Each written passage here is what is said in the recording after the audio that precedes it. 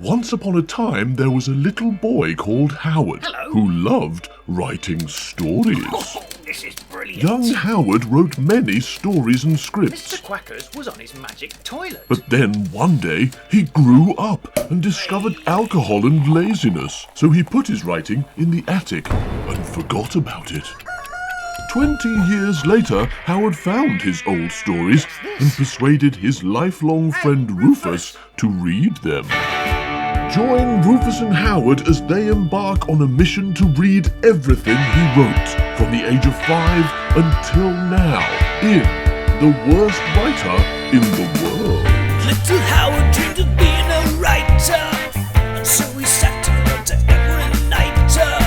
But everything he wrote was fucking shite, yeah. Wubba-dubba-doo, wubba-dubba-doo. Worst writer in the world. Worst writer in the world. Worst writer in the world. Worst writer in the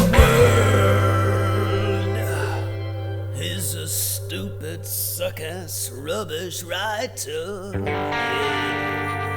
Right, so we've got a big pile of Howard's old school books that we rescued from the attic, right? And we've got loads of stuff from English class, like loads of stories and poems and things that you wrote in Some English stuff class. from religious education. Oddly, some stories that you wrote in religious education and some essays and interesting stuff there.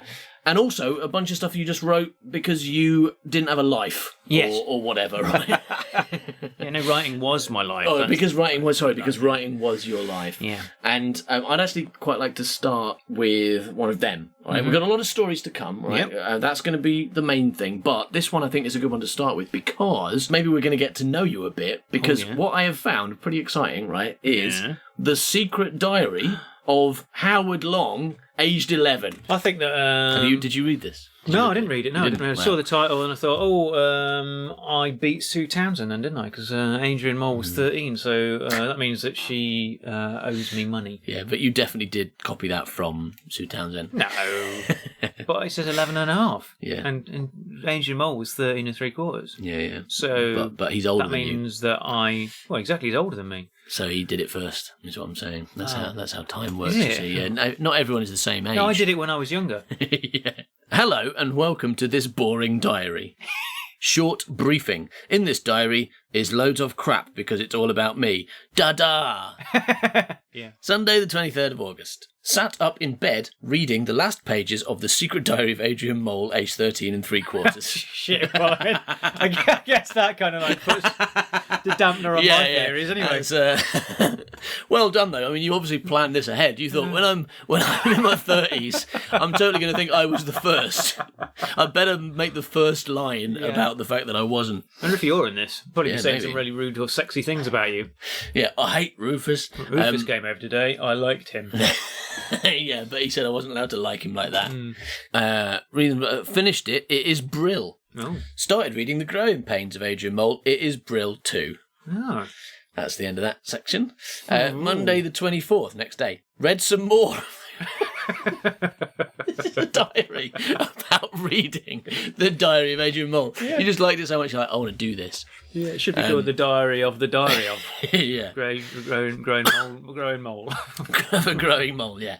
Read some more of The Growing Pains of Adrian Mole. Got out of bed. I am now watching the TV. Oh. I am watching Play School. Oh. 11. I remember you watching Play School when we were 18, so it's not that big a deal. True. I'm watching Play School. The presenter just said that marbles are usually made of glass. As if I didn't know. Yeah. Oh, Play School, I know something you say. God, it's like you're made for children much younger than me. Stupid. Yeah, so did the skittle walk with the presenter. What's the skittle walk? I don't know. I guess that the presenter did a funny walk that the 5-year-olds were supposed to do, and I did it too. Yeah. Play School finished at last. Hooray. Now I am bored.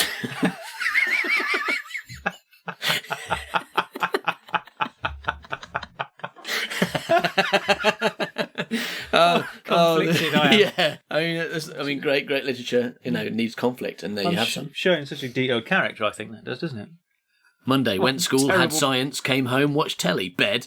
Tuesday, went school, had maths, PE games, awful, didn't have games kit, only PE kit, brilliant. Went school, came home, did homework, went bed. Thursday, Wait, went so- school, had applied studies, came home, watched TV, went bed. Friday, went school, came home, watched TV, the A-Team, and other things in bed. I watched other things in bed. Sunday, got up, watched number 73. Half of Black Beauty. Went round next door. Oh, James Taylor. Play on Com64.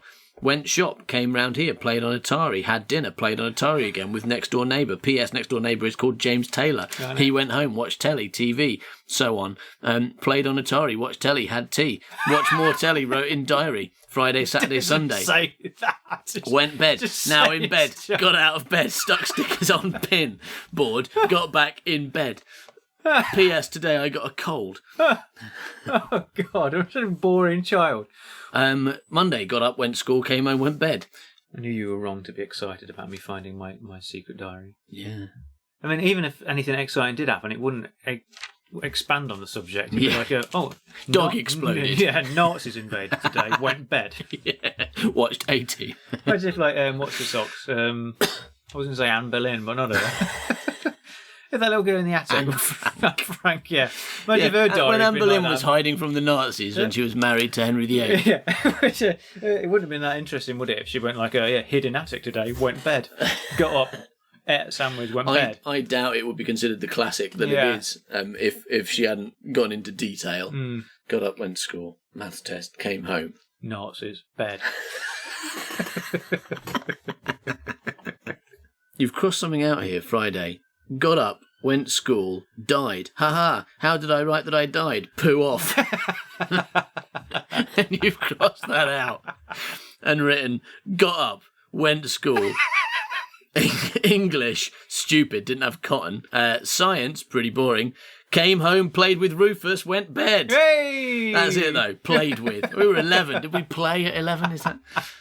That sounds distinctly sexual. Yeah.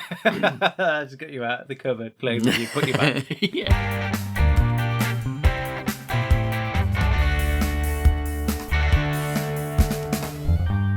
Right, so time to move on to some English books. Is this English? Yes, all these orange ones are English books. Okay, but how old? What about this one? How old were you when you wrote in this That book? would be 10 years old, that book. So this is primary school. Yep. But it's stories. Yes. Right. Okay. So let's have a look.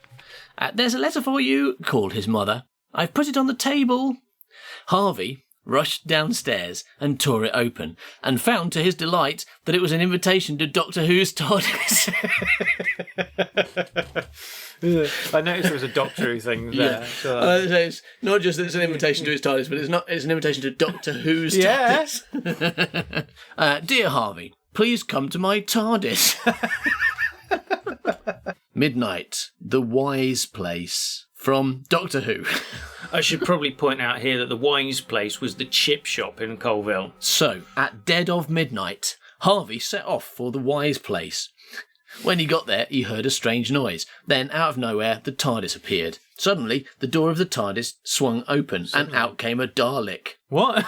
Okay. Well, you spelled Dalek, D-A-R-L-I-C-K, which seems obvious, seems deliberate to me. Harvey was taken by some men. Taking a turn for the worse. He was taken in the TARDIS, where Doctor Who was held captive. Ooh. Then he was thrown in a room and tied up, but Harvey was good at bricks. He was fucking good at bricks. He was the best at bricks in the whole neighbourhood. I think maybe Nobody it says knew tricks. bricks. Oh, okay.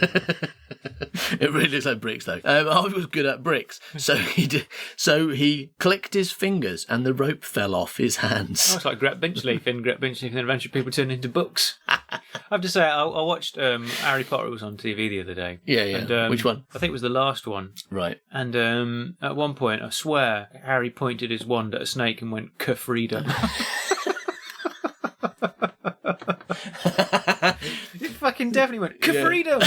Oh, that's weird. All right. So Harvey's good at bricks, and so he's got the string off. Fell off his hand, and he hid behind the door. When one of the men came in, Harvey hit him on the head and crept out of the room. Why is he creeping?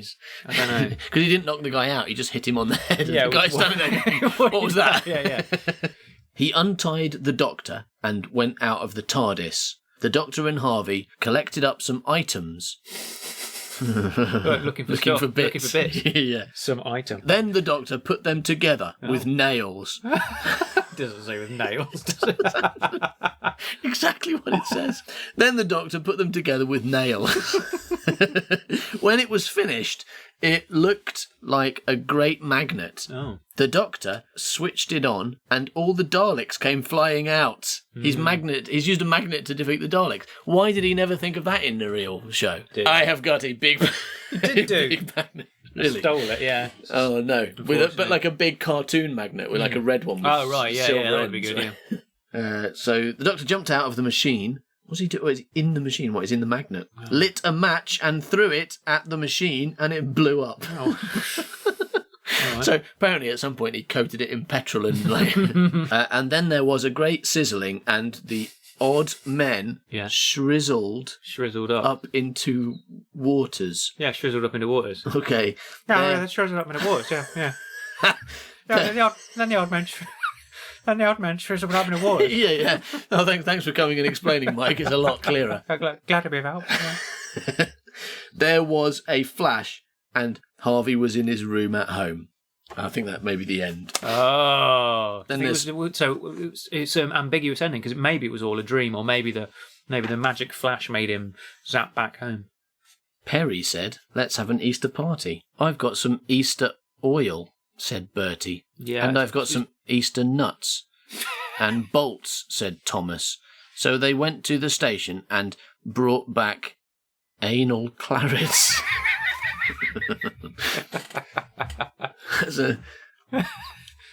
Anal clarinets? I don't know.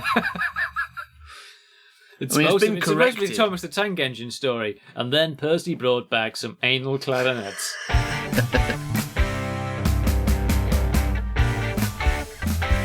Right, so Howard, this next book appears to be one of your Choose Your Own Adventure books. Yes, I wrote a lot of Choose Your Own Adventure books. Right? I don't know if people are aware of Choose Your Own Adventure, but they were books that they still exist, but they were very popular when we were kids. Yeah. Where you'd read a page and then you'd get a choice. Right? It's like, do you eat the cake, turn to this page, or don't eat the cake, turn to that page? This is in amongst your school books. I don't know if this is something you did for school or you just got... You don't like free periods. You're just going to sit down and write a book. I don't think I finished this one, to be honest with you. We're not going to play a whole Choose Your Own Adventure book now. We're just going to have a little look, see what it is. Yeah, just a little taster. All right, so let's have a look. What's it called? The Land of Death. Your mission. You are Tricky, a mouse. You have been sent by the Queen of Tist. That is an anagram of tits. Yeah. Yeah, it is. The Queen of Tist. Oh, good. All right, so you've been sent by the Queen of Tits to find the gold wedding ring that she must wear next Saturday. Otherwise, she will have her head chopped off. Yeah, of course, that's what happens. And an evil magician will take her place. I mean, you've got an eye for a story. I'll give you that. That's anyway. You have got to find the gold wedding ring that she must wear next Saturday. Otherwise, she will have her head chopped off and an evil magician will take her place. To find the ring, you must go to the Land of Death. Which way will you go to try to get to the Land of Death? North, east, south, or west? I don't think I want to go to the Land of Death. Everything he wrote was fucking shite, yeah. Woman of a no, woman of a no. Okay, this next one's called Jack's Turkeys. Howard, do you know how old you were when you wrote this? I do, yes, I do. You do, yeah. I would have been about 10 when I wrote this one. And this one was actually written for like a kind of competition. Oh, really? I don't know why, but like the bank. The famous bank writing competition. Yeah. It was like the NatWest or whatever, like had a they wanted Christmas stories and they kind of displayed them in the bank window in Coville. Really? Was this in the bank window? Really? Yeah, well, I don't know whether this one was. But I mean, I didn't win. Oh, you didn't win? Okay. I'm not, okay. So this is not a prize-winning turkey or a prize-winning... Well, it is definitely a turkey, but it's not a prize-winning story. Oh, was it a Christmas competition? Yeah. So it had to be about Christmas in some way, and that's why it's Jack's Turkeys, because it's his dinner. Yeah. Okay, all right. All right, well, let's have a look. It was Christmas Eve. Jack was fetching one of his turkeys for Christmas dinner, but all the turkeys escaped in the process. Jack had to catch his turkeys... Good. He chased them round his garden. Suddenly the turkeys noticed that the front gate was open, so they rushed out. There were 10 turkeys. 2 ran into a butcher's shop and never came out again. That's what happens, isn't it? If you run into a butcher's shop, you get murdered instantly. 2 more took a quick dip in the Thames. The Thames? But they sank. They were heavy turkeys. Yeah. 1 turkey jumped into someone's garden and landed on a barbecue. There were only 5 turkeys left. That's correct. 1 ran into a tramp's sack.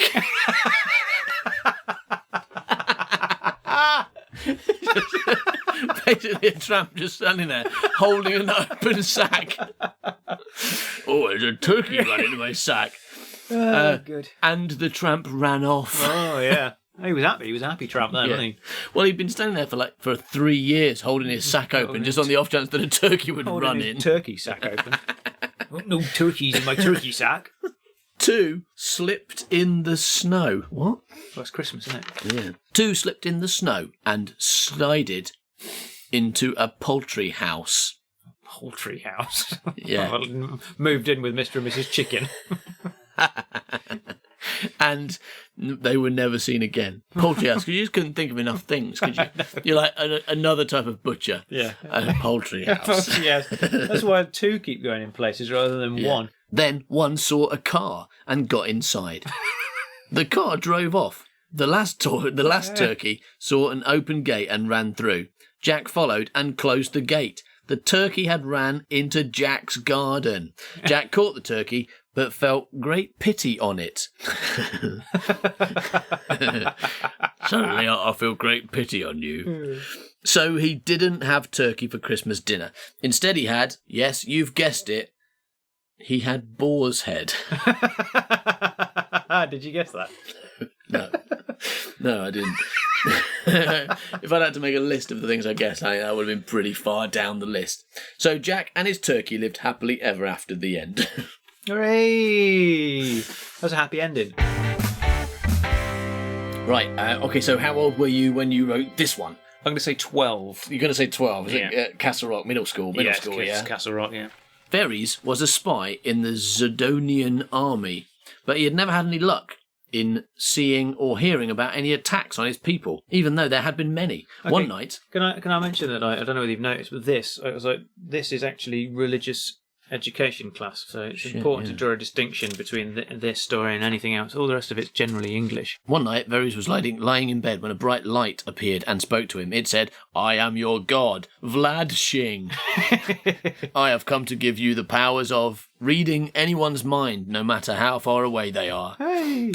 Then the bright light vanished and all was silent. Verres, who had been hiding under his bed cover, came out, thinking about what Vlad Shing had said. Tried to hear what his cousin Hevru was saying. Sure enough, he heard him telling his son about the time he had killed Whitsmith the Aurelian. In the morning, Verres knew he had been given the power to defeat the Aurelians, but he was foolish and instead wanted to use his power to make money. So he read the king's mind and heard that the king was having some precious jewels imported from the island Vulcan. So he hired some men to make a raid on the ship that was bringing the jewels. I can't even imagine why the teacher said, like, "Oh, I need to write a story about a god or something." And I was like, "All right, a god that gives someone superpowers and then turns into a robber." Maybe it's a morality tale. Maybe you meant to write a morality tale. Maybe. It was midnight. The ship was coming ashore when these men made the raid and took the jewels, but they were not to be trusted and took the jewels themselves. Verres was flat broke, and when he got home he found he had lost his job and his silver toothpick, and even worse, his house had vanished.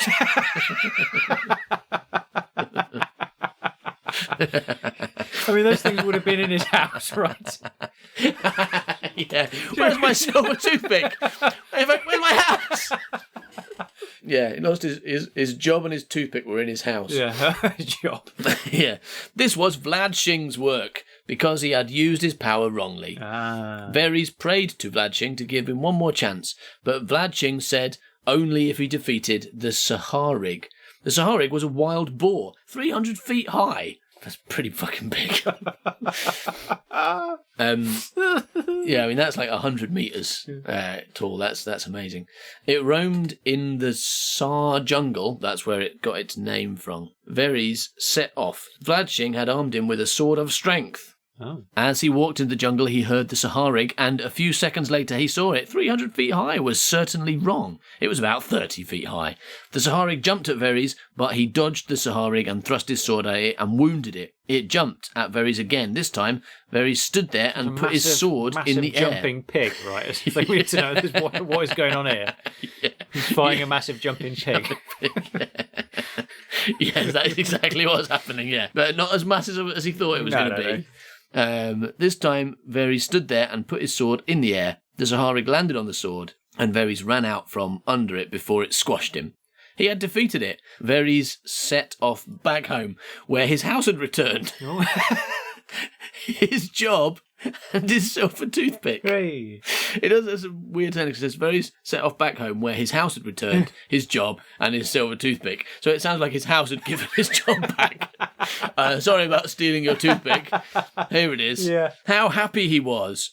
The next day, after resting from his adventure, he read The Captain of the Aurelian's Mind and heard every single piece of information to win the war. And your teacher has written A, excellent, merit. Hey. Yeah, got a merit for that.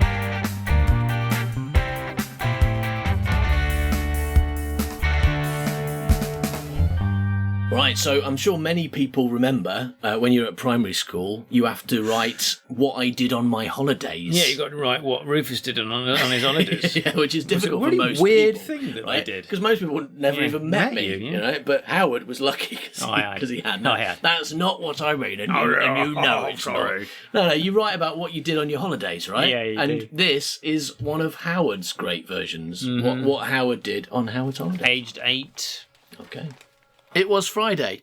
We were going to the Isle of Wight. We put all the things in the car. Wow. That's like that challenge where you have to get as much in a matchbox as you can, isn't it? Yeah. But it's all of reality in one car. That's amazing. Yeah. And then we got in and drove off. When we got there, Dad went to reception. When he came out, we went to our chalet. The number was 50. We went inside. It was very nice. There was a coloured television, a settee, 2 armchairs, and a nice kitchen. I slept in a bunk bed. There were 2 swimming pools, a shop, an arcade, a surgery, a laundrette, and a hairdresser's and a park. When I went somewhere, I lost my truck. When I went somewhere, I lost my truck. You're like 8 years old here. I think this is old enough to know better. Right, so this next story is called Mr. Quackers. Any ideas how old you were? When I wrote Mr. Quackers? When you wrote Mr. Quackers, the seminal, the seminal Mr. Quackers. You introduced literature. Introduced the character Mr. Quackers to the university. Yeah. Well, how old were you then? I think I was 10. Right, let's have a look. Our street was boring. Nothing much ever happened until one day, Mr. Quackers was given for his birthday an automatic frying pan cleaner. It was a strange gift, but people passing his house would usually look in through the window and stare in amazement at the cleaner in his window. Mr. Quackers was proud to be the only owner of one in the street, and soon lots of people were becoming very jealous. So lots of people went out to try and buy one, even my mum and dad. Personally, I thought the tissue method was a lot quicker, but people get lazier and lazier these days. The tissue method? Yeah. Like when you rinse it in the toilet and rub it with some tissue. Anyhow, back to our story. Well, everyone came back looking really cheesed off because they couldn't find a place that sold the things, and my mum reckoned it was my fault. To think, the cheek of it. Well, now a crowd of people started gathering round. My fault? Yeah, gathering round Mr. Quacker's house, shouting "Quackers is crackers," which has nothing to do with frying pans, but does show a sign of jealousy. Everyone wanted to know who had sent it to him so they could ask them where they got it from. But Mr. Quackers told them he got it from a tandoori restaurant about 5,000 miles away in Australia. What a brilliant sentence. Everyone went back to the shops and bought something Mr. Quackers hadn't got, hoping he would become jealous. Everyone just went and bought, what hasn't Mr. Quackers got? He hasn't got a really big sausage. I'll have a big sausage then, please. A fucking giraffe. He has got a giraffe. Yeah. Anyhow, that same night there was a power cut and all the lighting and TV stuff went kaput. I was the first to notice it. Then I shaved my sister. I suppose you have to fill the time when the TV's not working. Then I shaved my sister, mum, and dad. They told the next door neighbours, and soon nearly all of Fapan Street were gathered round the glowing house of Mr. Quacker's. Suddenly, the automatic frying pan cleaner flew out of the house's chimney, screaming out loud, "Zorgon rules!" What the? It had drinked up all the electricity. Drinked up all the electricity. It wasn't really an electric frying pan Now cleaner the at all. Zoigon, Zordon, whatever, was squirting the fairy liquid, which was no longer fairy liquid, but streams of laser, or more likely electricity, everywhere, blasting away. Well, which is it? Yeah, come on, narrator. Blasting away, whole house, shouting, "I evil, Zorgon rules." Suddenly, from nowhere, on the landscape became a blotch. It was my hero, blotch on the landscape man. It's making it up. No. My hero blotch on. Suddenly on the landscape there was a blotch. Yeah. It was my hero. Suddenly, blotch. from nowhere on the landscape came a blotch. It was my hero, blotch on the landscape man. In brackets, dada. The monster shot at BOTLM, but he, BOTLM, dodged well, but not well enough, as he got hit several times. Then, blotch on the landscape man took out his electro gun and fired at Zorgon. As soon as a shot hit him, he grew bigger and stronger. The gun was no use. So he punched Zorgon right to a cliff edge. Here they had an enormous fight. Brackets, Brillo Dillo it was. Brillo Dillo. Yeah. Eventually, Zorgon was pushed off the cliff edge and landed with a splash. That was the end of Zorgon. But just as Zorgon proceeded into the sea... And trying out some new words. Yeah, it's good. Proceeded into the sea. Just as Zorgon proceeded into the sea, my second cousin, that's the one who's married to your sister. Yeah. My second cousin's... Yeah, probably. That's why you're close to it. My second cousin's next door neighbour received a parcel from a tandoori restaurant 3,000 miles from Australia.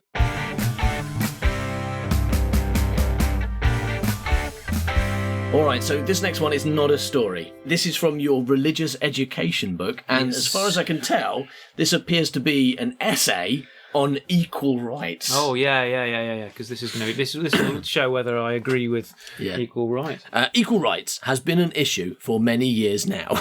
Good introduction. There are two different equal rights. They're not equal then. Man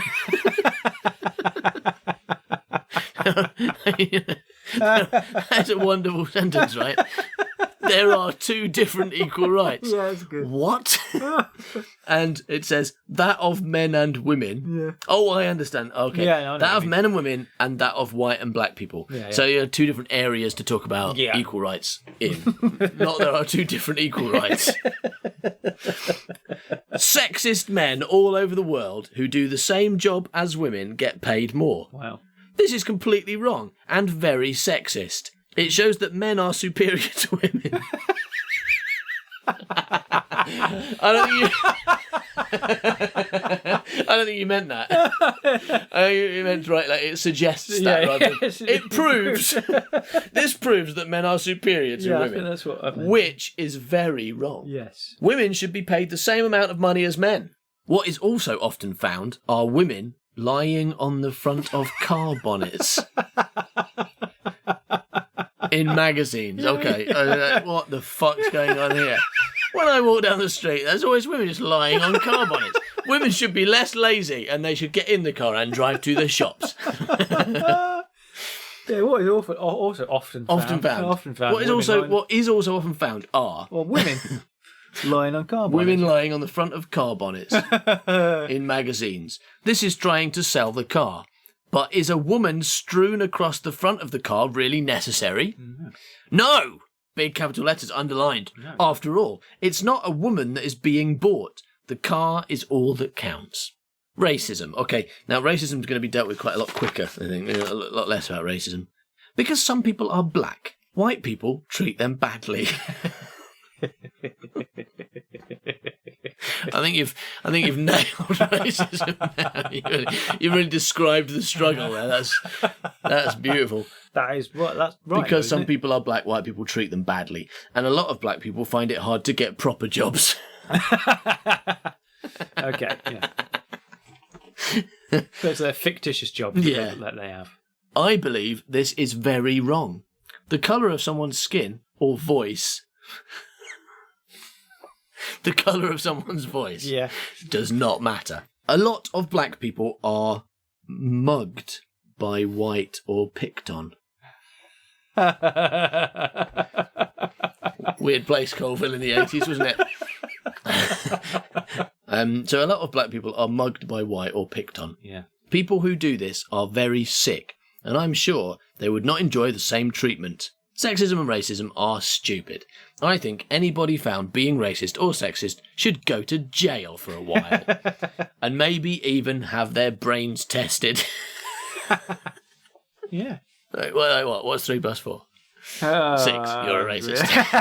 Everything they wrote was fucking shite, yeah. Woman of a know. Woman of a know.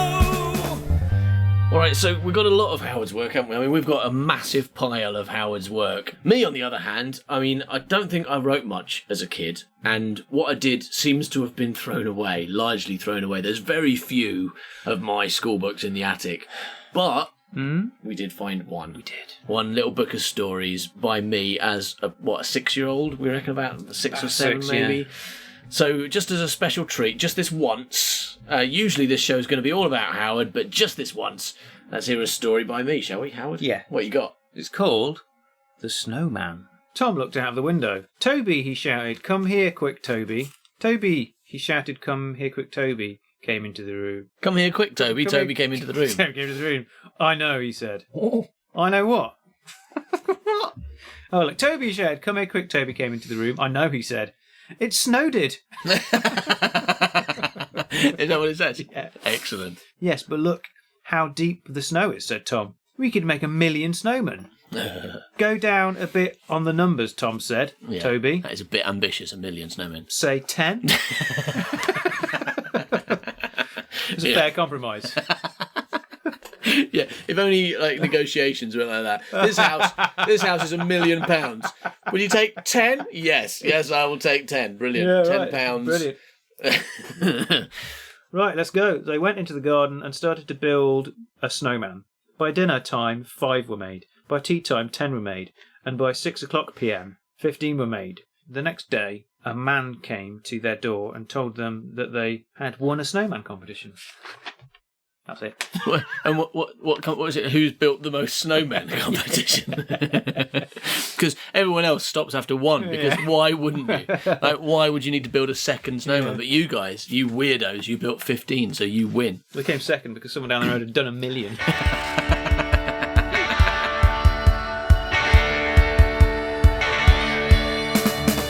Thank you for listening to the pilot episode of The Worst Writer in the World. We hope you enjoyed it. If you did, the next episode is available right now. It's a longer story. It's part 1 of Howard's version of Rapunzel. Worst writer in the world. Worst writer in the world.